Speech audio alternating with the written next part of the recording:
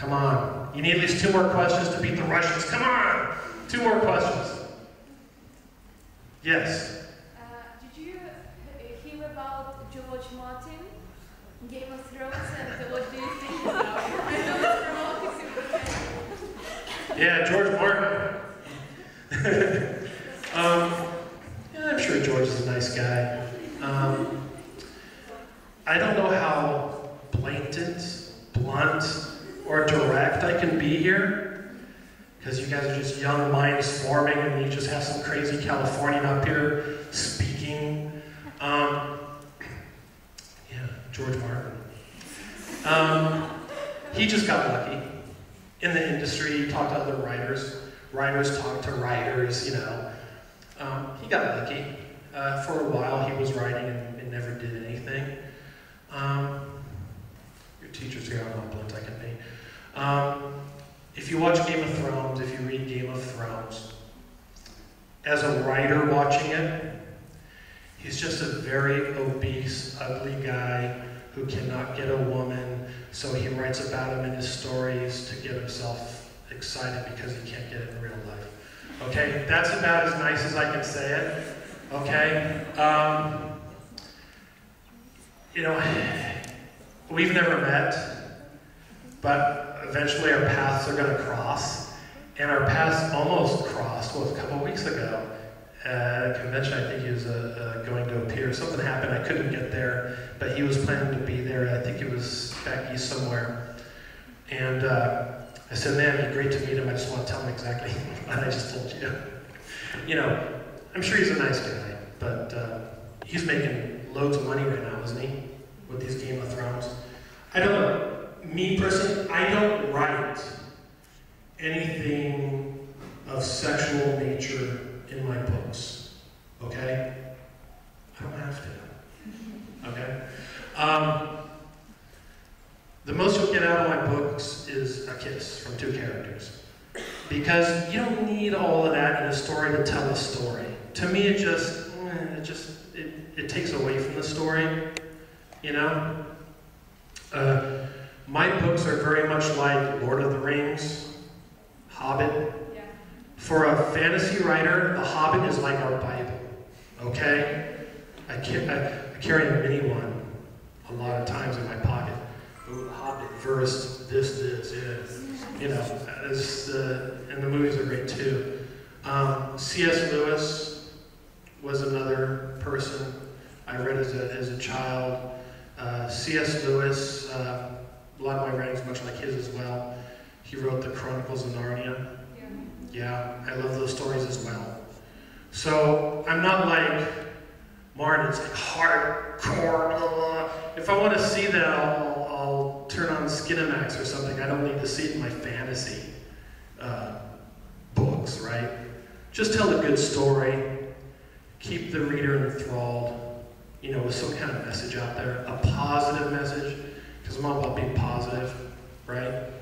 So, good question. Anything else? J.K. Rowling, if you don't mind. Did you ever try writing something apart from fantasy? Yeah. Remember when I said I don't write stories about America? I wrote one story about America, and actually it was a negative story about America.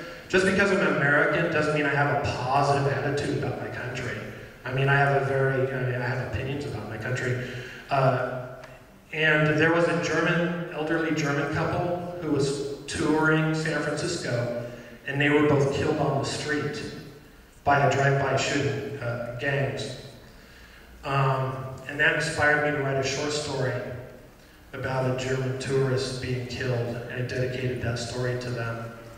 I don't want to go into a lot because I'm on limited time and I can talk for hours, but you know, California, it's dangerous, okay? Has anyone ever seen the movie Boys in the Hood about South Central Los Angeles?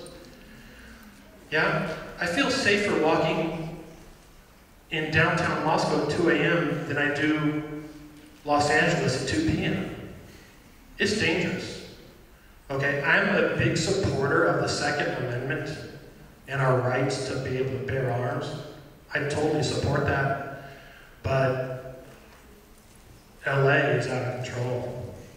You know, in California, it's a tough place to be raised. Because you'd be walking down the street, people look at each other, you just continue to look, eventually you stare at each other, and someone will say, "What's up?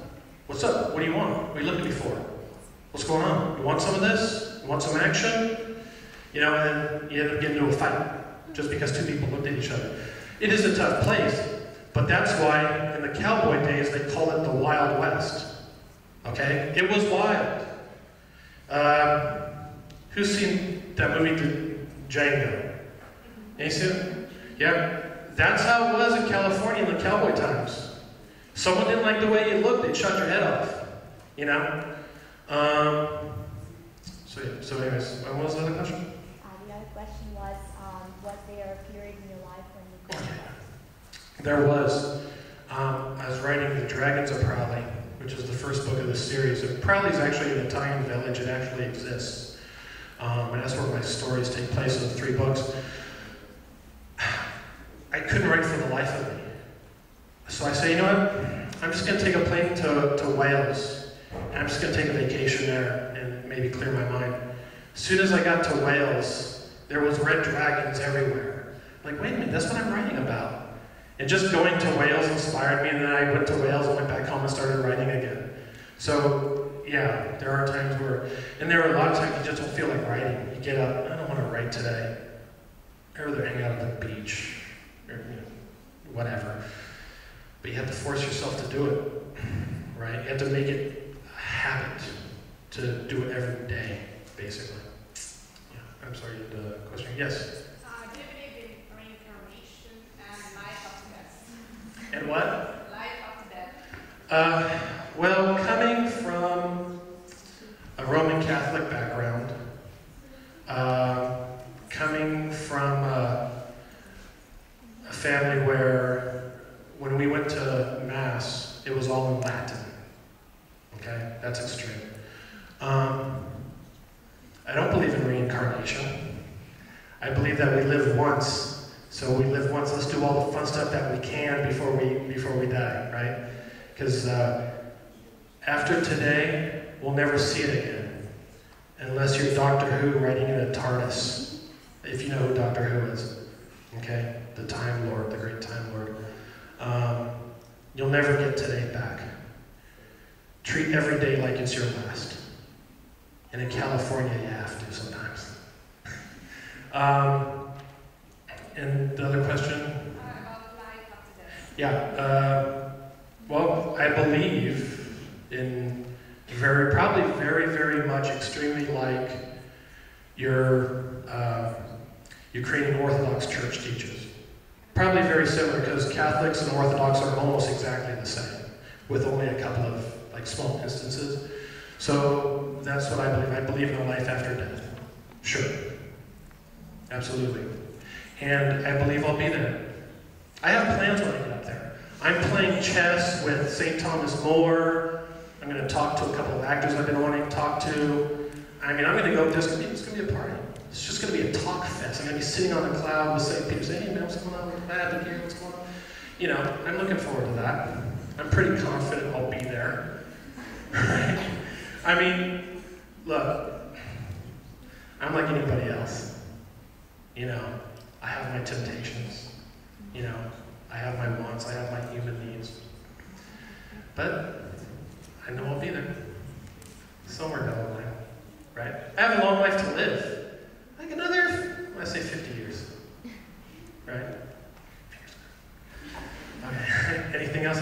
One person in the back had their hand raised and they didn't raise it, and they raised it, and then they raised it. You're like contemplating if you want to answer this. Okay, yes? What inspires you to write when you were a kid or a teenager? Well, in elementary school, it was basically, England, basically. That was a big influence on me. Visiting all these old castles influenced me. In high school and college, it was girls, basically. You know, there's nothing better than writing a story about a girl and then giving it to the one you like, and she reads it, hey, this is fantasy. Yeah, it's about you. What you doing tonight? You know what I mean? So you know, basically now it's world affairs, it's life events.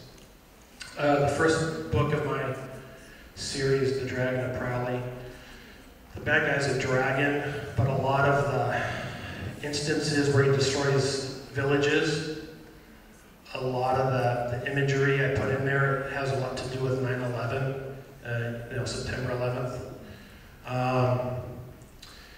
And that was a hard day. That's a hard day for any American, okay?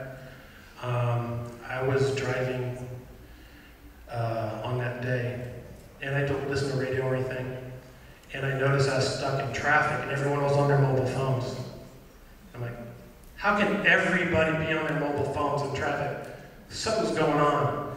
No planes in the sky. Wait a minute, I'm near the airport. Where's the planes? Something's going on. So I turned on the radio, and then I heard about 9/11, and I was fuming, pissed off, using an American term. One thing you don't want to do is piss off an American, okay? Because after 9/11, pretty much every American said, let's just turn the Middle East into a glass factory and just basically say, kill them all and let God sort them out, basically. And a lot of Americans still feel that way. So it was a very emotional time for me. So a lot of the images of the devastation has a lot to do with that and my feelings on that. So anyone else? What are the topics you never write on? Never write on? Well, there's things I never write about, like I mentioned earlier, like the sex word I never write about. Yeah, I mean, come on, why? I think every other topic is pretty much fair game. You know, I don't shy away from real any topic. It's just whatever topic that influences me at the time, that inspires me at the time, you know, I write about, you know. So, but it's nothing too serious. I mean, it's nothing too controversial, you know. Being a writer, you don't want to be too controversial, because then, you know, you won't get people publishing your books, right? You'd be like blacklisted. So, anyone else? I might keeping you. I think I might be keeping you guys too long. I hope not. Go ahead. So, is there anything else that can inspire you to write apart from meeting new people, traveling? Yeah, I meet people all the time. You know, I talk to people all the time, and maybe just their image or what they look like, I might find it intriguing, and I might turn that person into a character, basically. So if you end up in a book, don't be surprised, or anyone else I meet. So, anyone else? Because I know some people are leaving, so it looks like I might be keeping you guys too long. Go ahead. You said that you like to read history book. Why did you choose fantasy style for life? Fantasy is an escape. I like to write to get away from the world. To me, the world, there's a lot of good things about the world, but there's a lot of bad things about the world too. And when I write, it completely covers me. As I'm writing, I'm completely out of the realm of the real world, and I'm transported into the fantasy world that I create. So it's kind of like a vacation for me. So, but anyways, I think that's it, because I think you guys' time's up, right? I'm sorry for keeping you, but if you want to come, take pictures, autograph, shake my hands, good. Oh, by the way, before anyone goes, who has a tablet? Does anyone read books on tablets, e-readers, anything like that? How many people? Let's see. Okay, I have 5 here. If you want, I have, this is brand new. You guys might be seeing a lot more of these in your Starbucks bookstores. This is like a credit card, but it's an actual downloadable book. My book's actually one of the first books in history to actually have this, okay? So, come to me, I only have 5, okay? I wish I had more. I want to give you guys everything, really. And I'll give these out. You can go home and download it onto your tablet and read my stuff, okay? Just download it. because I don't want that card to go to waste, okay? So you'll be seeing a lot more writers having these with publishers. This is a brand new thing. They're credit cards like, you know, but it has the book cover on it, and you go like to Starbucks, you know how Starbucks they have like the, you know, little cards. Oh, you don't? Okay. And then boom, you get these. So, all right guys, awesome. Come to me, talk to me. Hey, everyone on Facebook like me. Yeah. Thanks a lot, guys. Love you guys. Thanks.